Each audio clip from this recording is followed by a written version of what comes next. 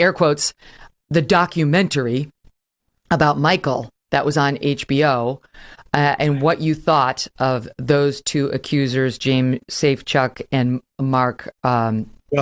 I'll tell you what I thought about that documentary. I came very close to suing. I came very close to suing in that case because I remember Adam actually on our podcast had played a clip from the documentary.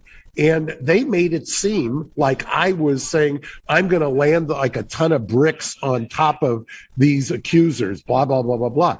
That isn't what happened. What the documentary filmmaker had done was he cut and spliced a press conference I had done. The press conference was because when I picked up Michael from Vegas and took him to Santa Barbara to surrender, the air carrier, the private charter, had installed a pinhole camera that had spied on my attorney-client conversations with Michael. Yes. So you know how I found out about that? Greta Van Susteren called me the next morning and said, there's a guy who's shopping, a lawyer who's shopping your conversation on the jet with Michael for $1 million. And she gave me the name. I called the lawyer. I said, are you out of your mind? You can't shop this. This was attorney-client. And he said, my client thinks he's won the lottery. So I went to court. I got a restraining order, came outside and said, I'm going to land like a ton of bricks on you when you violate the attorney-client privilege.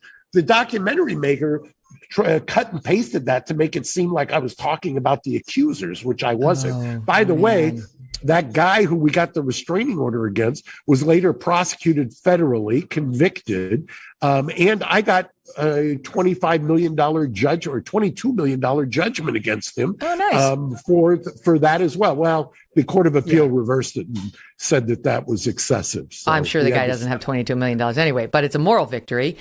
I can't believe your life is so fascinating. You've done everything. You represented everyone. So I saw that documentary and I was like, okay, doesn't look good for Michael, that's for sure.